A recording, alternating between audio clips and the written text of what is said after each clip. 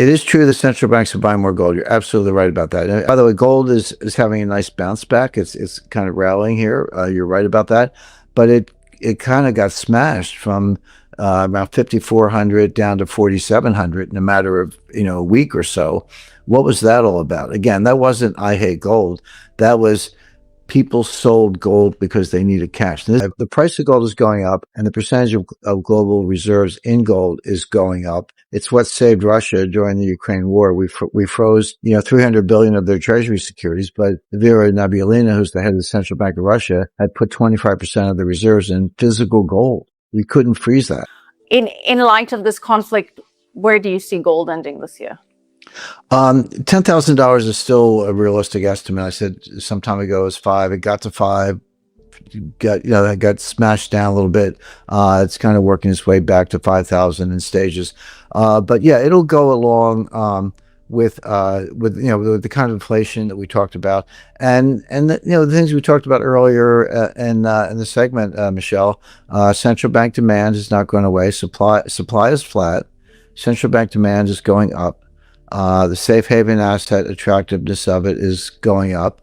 To the extent people do want to, I sort of poured cold water on the de-dollarization thesis, but the idea that central banks are moving from dollars to gold, that's true. That's very well documented.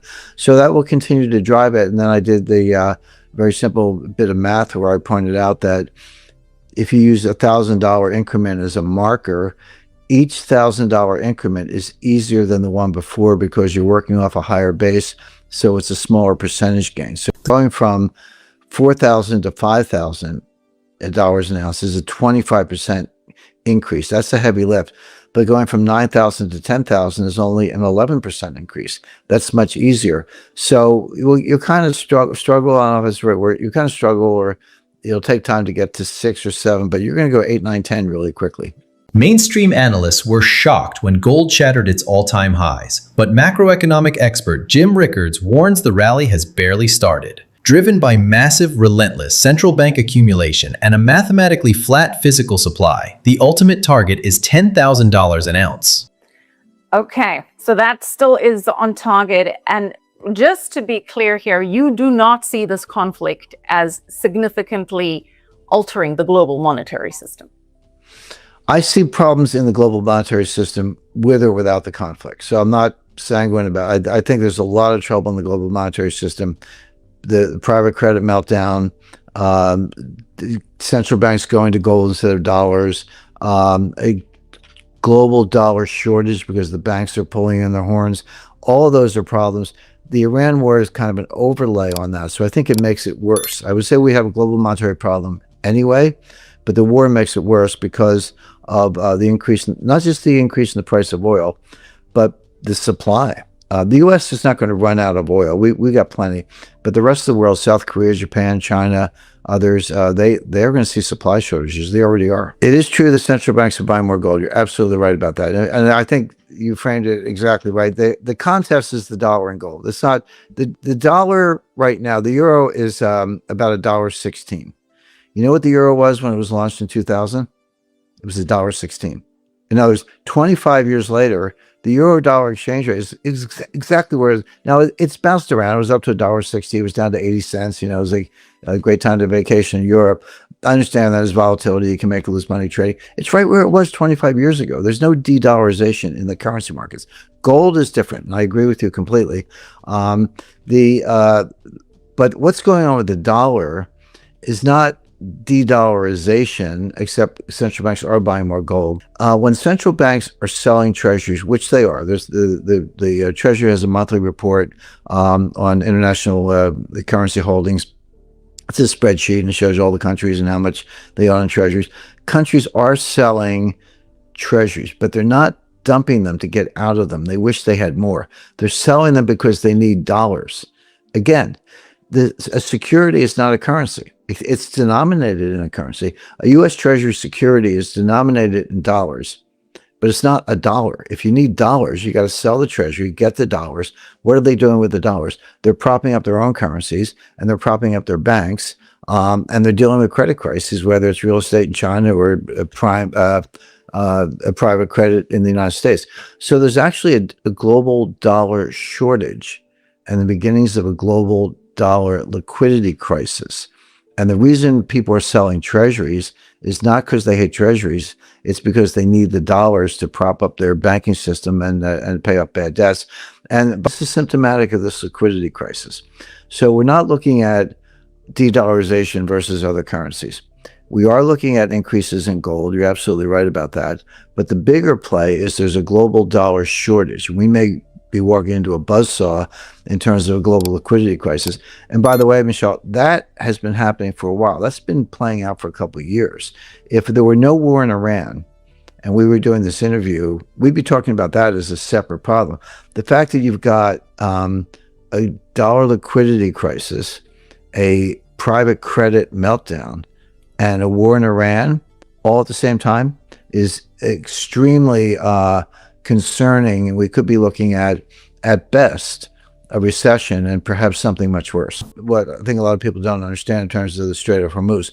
The Strait of Hormuz was closed almost the day the war began. I think it was February 22nd. I mean, check me on the exact day, but it was around the end of February.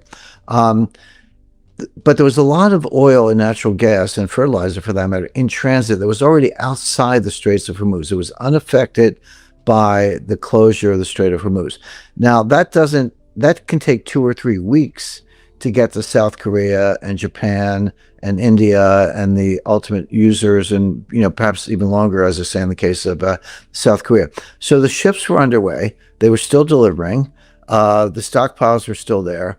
There was nothing about closing the Straits of Hormuz that affected the supply immediately because it was already on the way. But now we're 7 weeks into this. Now the supply has dried up. There are no tankers underway. And it's really just now, as we speak, that the shortage is going to kick in. The global energy market is currently sitting on a powder keg. Mainstream financial media is completely fixated on the daily price of oil. Retail traders are entirely missing the bigger picture.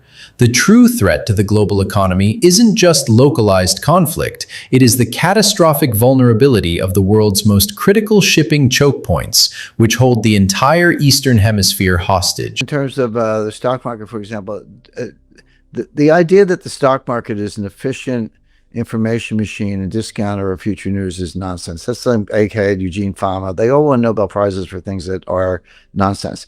Stock markets are very inefficient. They run on emotion. They don't adjust gradually. They gap up, they gap down, there's volatility, etc. So right now, my view of the stock market is that stock markets, and to some extent bond markets, have not discounted what we're talking about. There's the narrative that Wall Street's on and what the market is what it is. I mean, you can't really fight the market in that sense, but there's that based on a narrative, and then there's the reality. Reality always wins, but it can take time. So how many analysts on Wall Street have you heard saying, well, we think the war will be over in 2 to 3 weeks. The war will be over in 2 to 3 weeks. But they've been saying that for 9 weeks. I mean, that's my point. It's like, how many times do you say 2 to 3 weeks and the 3 weeks go by and you're still fighting when you're like, oh, you know what? Maybe this is going to last for years. Maybe this damage is going to take 6 months to a year to repair. Maybe when you start shutting down refineries, it's not like throwing a switch. You can't turn them on just because the oil shows up. The amount of what you have to do to get that, to prepare that kind of infrastructure to be used again after it's been shut down is enormous. And so that's already baked in the pie. Like I say, even if peace broke out tomorrow, which I don't expect, the damage has already been done. And the markets haven't reflected that yet. Yeah, Fed money printing is so-called is kind of irrelevant. The Fed's mostly irrelevant to everything we're talking about. I'll kind of spend a minute on how the Fed creates money, and they do create money. You're right about that. So how does the Fed create money? How do they print money? Well, what they do is they have an open market trading desk in New York, and they call up the primary dealers. That's Goldman Sachs and Morgan Stanley and Citi and JP Morgan and all the big banks. And they say, offer me 5-year notes. And the trading desk offers them 5-year notes. Done. The bank sends the 5-year notes to the Fed, and the Fed sends money to, I'll say Goldman Sachs or Morgan Stanley, and that money does come out of thin air. So that's true. But then the question is, what does the bank do with the money? The bank that just sold the Fed the securities, what do they do with the money? They give it back to the Fed. in the form of excess reserves. The Fed's a bank, and you can have an account there if you're a member of the Federal Reserve System. Money doesn't go anywhere. It doesn't get lent. It doesn't get spent. It's not stimulating. It actually doesn't cause inflation. It just sits there. It's sterilized on the Fed's balance sheet. Okay. Where does the money come from that does do the things you're raising, that does cause inflation, that does, help the economy or contract the economy? That money comes from the commercial banks. It comes from JP Morgan, the Citi, and, Bank of America and Wells Fargo and all the rest. What are they doing? They can print money too, by the way. People don't understand that. If I go to a bank and take out a loan, and they put, okay, I sign a note and say, okay, Jim, here's your loan, and they put the money in my account. Where's that money come from? It's ledger money. It comes from thin air. In other words, the banks can create money the same as the Fed, but in that case, I probably borrow the money for a reason, and I'll probably go invest it or spend it or run a business, do something with it. That's the money that counts. So what are the commercial banks doing in that vein? Well, they're doing the opposite of what you suggest. They're tightening credit. They're concerned. They're going to have write-downs from the private credit crisis. They're going to have customers to go bankrupt because of the higher price of oil. Or the higher price of oil is going to cause people to spend more money at the pump, which means they'll spend less money at the grocery store or entertainment or vacations or clothes or new cars or whatever else it is. That part of the economy, again, where the money actually comes from, that's in retreat. So the Fed is mostly irrelevant. Fed money printing, it does exist, but it doesn't matter because it all stays on the balance sheet. You have to look at the commercial banks, and they're pulling in their horns. The dollar will remain the leading currency denomination. Again, it's the denomination that people don't have $100.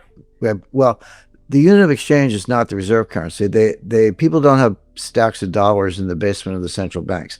What they have are treasury securities. And no, I don't see that being rejected, but they are selling treasuries to get cash, which is a different issue. But gold is going up. I mean, the price of gold is going up, and the percentage of global reserves in gold is going up. It's what saved Russia during the Ukraine war. We froze, 300 billion of their treasury securities, but Vera Nabiullina, who's the head of the Central Bank of Russia, had put 25% of the reserves in physical gold. We couldn't freeze that.